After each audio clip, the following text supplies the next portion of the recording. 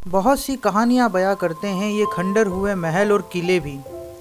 ये दर और दीवार भी किसी की मौजूदगी को भापता है।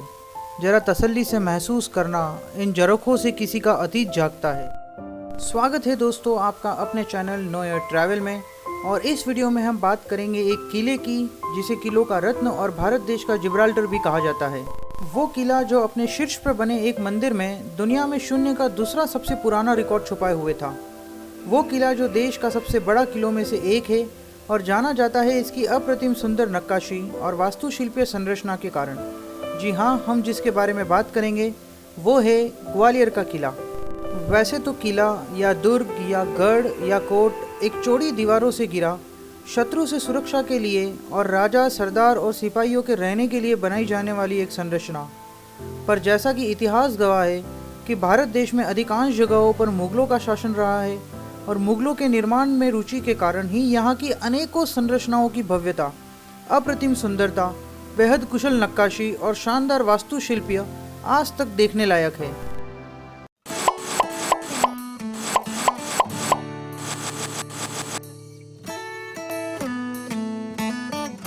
ग्वालियर का किला भारत के बीचों बीच मध्य प्रदेश राज्य के ग्वालियर जिले में गोपांचल पहाड़ी पर स्थित है। 3 वर्ग किलोमीटर के दायरे में फैले इस किले की ऊंचाई 35 फीट है और यह किला मध्यकालीन स्थापत्य के अद्भुत नमूनों में से एक है। यह ग्वालियर शहर का प्रमुख स्मारक है जो लाल बलुए पत्थर से निर्मित है।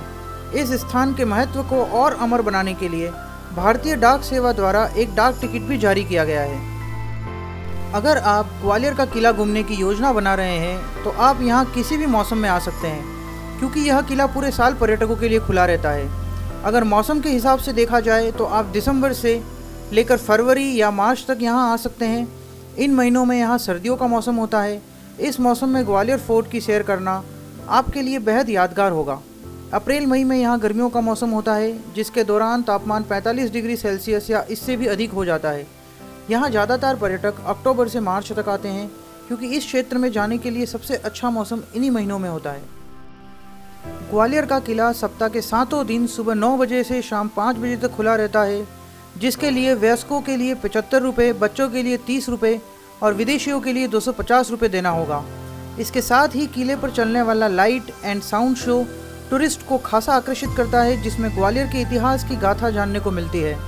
हिंदी और अंग्रेजी में चलने वाले शो का समय शाम 6:30 से 7:15 तक हिंदी में और 7:30 से 8:15 तक अंग्रेजी में रहता है।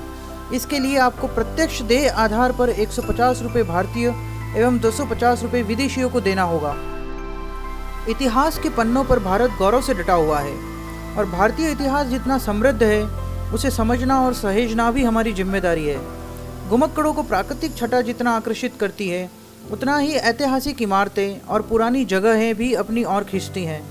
ऐतिहासिक जगहों पर जाने से न आप केवल पर्यटन का सुख लेते हैं बल्कि अपने ज्ञान को भी बढ़ाते हैं। इन्हीं कुछ खास जगहों में से एक ग्वालियर का किला, जो अपने आप में बहुत से इतिहास समेटे हुए है। अगर इन्हीं इतिहास की बात की जाए तो इस किले का निर्माण किस सन में करवाया गया, इसके तो कोई सबूत मौजूद नहीं है, पर इतिहास के पन्नों के अनुसार 8वीं सदी में इस किले का निर्माण हुआ था। एक रिसर्च के अनुसार ये भी पता चलता है कि किले का अस्तित्व कम से कम 10वीं शताब्दी के बाद से है और अब जो किला परिसर है उसके भीतर पाए गए शिलालेखों और स्मारकों से पता चलता है कि यह 6वीं शताब्दी की शुरुआत में मौजूद था। 11वीं शताब्दी में मुस्लिम राजाओं ने इस किले को हत्याने के बाद 1398 में यह किला तोमर राजपूत वंश के नियंत्रण में चला गया। इसी दौरान इन्होंने किले के अंदर कुछ निर्माण करवाए, पर 1505 में दिल्ली के सुल्तान सिकंदर लोदी ने किले पर कब्जा करने के लिए हमला किया, पर वह कब्जा करने में असफल रहे और 1516 में सिकंदर लोदी के बेटे इब्राहिम लोदी ने फिर से इस किले पर हमला किया और मानसिंह तोमर की मृत्यु हो गई। इसी के साथ पर इब्राहिम लोदी ने इस पर राज किया। 10 साल बाद बाबर, जो कि मुगल वंश का संस्थापक था, इस किले पर हमला कर इसे अपने कब्जे में ले लिया। पर 1542 में शेर शाह सूरी ने बाबर से युद्ध किया और इस किले पर कब्जा कर लिया। पर कुछ समय बाद शेर शाह सूरी की आकस्मिक मृत्यु हो गई और 1558 में बाबर के पोते अकबर ने इस किले पर कब्जा किया और इसे अपने नियंत्रण में लिया, जिसका उपयोग अकबर कैदियों को रखने के लिए किया करता था। मुगल साम्राज्य के वंशज औरंगजेब के समय तक यह किला मुगलों के अधीन रहा, पर औरंगजेब की मृत्यु के बाद गोहन से राजाओं के पास इस किले का नेतृत्व चला गया, पर कुछ समय बाद सिंधिया राजाओं ने इस किले पर हमला कर इसे अपने अधीन ले लिया। पर जल्द ही भारत में ईस्ट इंडिया कंपनी से इस किले को हार गए। 3 अगस्त 1780 को कैप्टन पोफान और ब्रुश के समय अंग्रेजों ने इस किले पर अपना कब्जा कर लिया और उसी साल गवर्नर वॉरेन हॉस्टिंग ने गोहन राणा को उनका किला वापस दिलाया। पर करीब 4 साल बाद मराठाओं ने ग्वालियर किले पर कब्जा कर लिया, पर कुछ समय बाद फिर से इस किले को अंग्रेजों ने अपने अधीन कर लिया। 1 जून 1858 को रानी लक्ष्मीबाई ने मराठा विद्रोहियों के साथ मिलकर इस किले पर कब्जा किया, लेकिन इस जीत के जश्न में व्यस्त विद्रोहियों पर 16 जून को जनरल ह्यूज के नेतृत्व वाली ब्रिटिश सेना ने हमला कर दिया। रानी लक्ष्मीबाई खूब लड़ी और अंग्रेजों को किले पर कब्जा नहीं करने दिया, लेकिन इसी दौरान उन्हें गोली लग गई और अगले दिन यानी 17 जून को ही उनकी मृत्यु हो गई। भारतीय इतिहास में यह ग्वालियर की लड़ाई के नाम से वर्णित है। लक्ष्मीबाई की मृत्यु के बाद अंग्रेजों ने अगले 3 दिन में ही किले पर कब्जा कर लिया। 1886 तक अंग्रेजों ने पूरे भारत पर कब्जा करने के बाद इस ग्वालियर किले को सिंधिया घराने को दे दिया और 1947 भारत की आज़ादी के समय तक इस घराने ने किले का संरक्षण किया। इसके बाद इस किले को ऐतिहासिक संग्रहालय के रूप में जाना जाता है।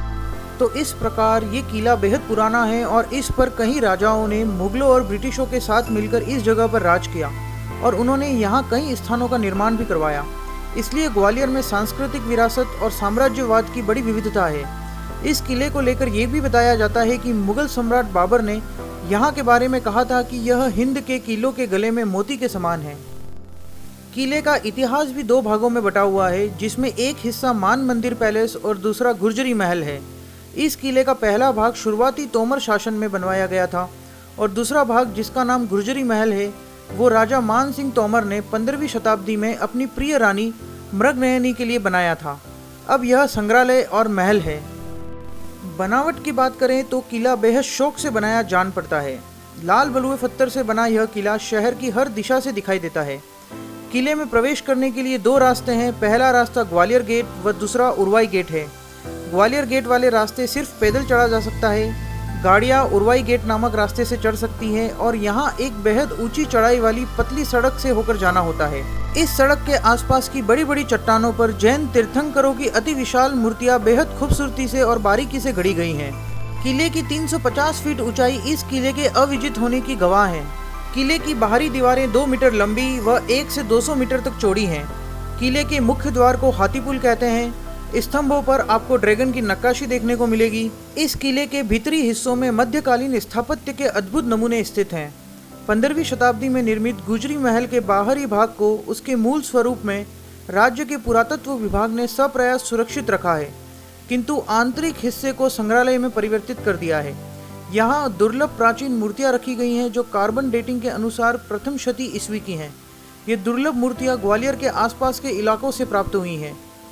फोर्ट कई स्मारक, मंदिर और अनेक महलों से सुसज्जित है। अगर आप यहाँ पहुँचेंगे तो देखकर हैरत में पड़ जाएंगे। समृद्ध इतिहास की परतों को खोलता ये फोर्ट आपको अपनी ओर खींचता है। किले के अंदर घूमने के प्रमुख स्थानों की शुरुआत करेंगे जैन मंदिर से। ग्वालियर फोर्ट के अंदर 11 जैन मंदिर हैं। 7वीं से 15वीं शताब्दी के बीच निर्मित सिद्धांचल जैन मंदिर की गुफाएं देखने लायक हैं। वहीं उर्वशी किले में भी एक मंदिर मौजूद है जिसमें तीर्थंकरों की कई प्रतिमाएं देखने को मिलती हैं। यहाँ जैन तीर्थंकरों की सैकड़ों मूर्तियाँ हैं जो कई फीट लंबी हैं। उर्वशी मंदिर की सबसे बड़ी मूर्ति उर्वशी गेट के बाहर है जो 58 फीट 4 इंच ऊंची है। गोपांचल पर्वत ग्वालियर फोर्ट इसी पहाड़ी पर मौजूद है, जहाँ महलों और राजशाही इतिहास को जानने के बाद आप पहाड़ी पर जरूर घूमें। पहाड़ी पर लगभग 1500 मूर्तियाँ मौजूद हैं जिन्हें पहाड़ी चट्टानों को काटकर बनाया गया है। मूर्ति कला को जानने वाले लोग इसे बड़े चाव से देखते हैं। बताया जाता है कि ज़्यादातर मूर्तियों का निर्माण तोमर वंश के राजा डूंगर सिंह और कीर्ति सिंह ने अपने समय में कराए थे। यहाँ मौजूद भगवान पार्श्वनाथ की पद्मासन मुद्रा वाली मूर्ति को लोग चमत्कारी मानते हैं। 1527 में मुगल सम्राट बाबर ने किले पर कब्जा जमाने के बाद यहाँ की मूर्तियों को नुकसान पहुँचाया। टूटे मूर्तियों के टुकड़े आपको यहाँ देखने को मिलेंगे।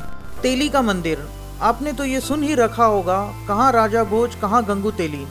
जी हाँ, यहाँ तेली का मंदिर मिलता है जिसे प्रतिहार सम्राट मिहिर भोज ने बनवाया था। इसे तेली का मंदिर भले ही कहा जाता हो, लेकिन यहाँ भगवान विष्णु का मंदिर बनाया गया था जो बाद में शिव मंदिर के रूप में तब्दील हो गया था। बताया जाता है कि ये तब्दीली मुगलों के आक्रमण के दौरान की गई। इसमें दक्षिणी और उत्तर भारतीय स्थापत्य शैली का मिश्रण देखने को मिलता है। गरुड़ स्मारक। तेली का मंदिर के पास गरुड़ स्मारक है जो विष्णु को समर्पित है। किले में सबसे ऊंचा है। इसमें मुस्लिम और भारतीय वास्तुकला का मिश्रण है। तेली शब्द हिंदू शब्द ताली से आता है जो पूजा में इस्तेमाल होने जाने वाली घंटी है। सहस्त्रबाहु या सास बहु मंदिर। सास बहु मंदिर का निर्माण 1092 में कच्छप घाट वंश द्वारा किया गया था। विष्णु को समर्पित यह आकार में पिरामिड नुमा है जो लाल बलुआ पत्थर से निर्मित है, जिसमें कई बीम और स्तंभों की कई कहानियां हैं लेकिन कोई मेहराब नहीं है। गुरुद्वारा दाता बांदी छोर। सिखों के लिए इस स्थान का बड़ा महत्व है। यहाँ का दाता बंदी छोड़ गुरुद्वारा वर्ष 1970 में गुरु हरगोबिंद सिंह की याद में बनाया गया था। बता दें कि सिखों के छठे गुरु हरगोबिंद साहिब को यहाँ गिरफ्तार किया गया था। जहांगीर ने गुरु गोबिंद साहिब को 2 साल तक कैद में रखा था। दिलचस्प बात यह है कि जब उन्हें रिहा किया गया तो उन्होंने अपने साथ बंदी 52 कैदियों को छुड़ाने की गुजारिश की थी जो कि हिंदू राजा थे। किले में बने महलों की बात की जाए तो मन मंदिर महल, जिसे अक्सर पेंटेड पैलेस के रूप में संदर्भित किया जाता है क्योंकि मन मंदिर पैलेस का चित्रित प्रभाव फिरोजा की स्टाइल की टाइलों के उपयोग के कारण होता है। ज्यामितीय पैटर्न में हरे और पीले रंग का बड़े पैमाने पर उपयोग किया जाता है। हाथीपोल। हाथीपोल गेट जो दक्षिण पूर्व में स्थित है, मेन मंदिर महल की ओर जाता है। यह 7 द्वारों की श्रृंखला का अंतिम है। इसका नाम एक हाथी की आदमकद मूर्ति के लिए रखा गया था जो एक बार गेट को सजाता था। गेट का निर्माण पत्थरों से किया गया था जिसमें बेलनाकार टावरों के साथ कपोला गुंबदों का ताज था। नक्काशीदार पैरापेट्स गुंबदों को जोड़ते हैं। कर्ण महल। ग्वालियर किले में कर्ण महल एक और महत्वपूर्ण स्मारक है। कर्ण महल का निर्माण तोमर वंश के दूसरे राजा कीर्ति सिंह ने करवाया था। उन्हें कर्ण सिंह के नाम से भी जाना जाता था, इसलिए इसका नाम कर्ण महल था। विक्रम महल। इसे महाराजा मानसिंह के बड़े बेटे विक्रमादित्य सिंह ने बनवाया था। वह शिव का भक्त था। मुगल काल के दौरान मंदिर को नष्ट कर दिया गया था, लेकिन अब इसे विक्रम महल के सामने खुले स्थान में फिर से स्थापित किया गया है। भीम सिंह राणा की छतरी। इसे भीम सिंह राणा के उत्तराधिकारी छत्र सिंह ने बनवाया था। भीम सिंह ने 1740 में ग्वालियर किले पर कब्जा कर लिया था जब मुगल सतप अली खान ने आत्मसमर्पण कर दिया था। 1754 में भीम सिंह ने किले में एक स्मारक के रूप में भीमताल मतलब एक झील का निर्माण किया। छत्र सिंह ने भीमताल के पास स्मारक छतरी का निर्माण करवाया। गुजरी महल। अब यह एक संग्रहालय है जिसे राजा मान सिंह तोमर ने अपनी पत्नी मृगनयनी के लिए बनाया था, जो एक गुर्जर राजकुमारी थी। महल को एक पुरातात्विक संग्रहालय में बदल दिया गया है। संग्रहालय में दुर्लभ कलाकृतियों की 1ली और 2री शताब्दी ईसा पूर्व की हिंदू और जैन मूर्तियां शामिल हैं।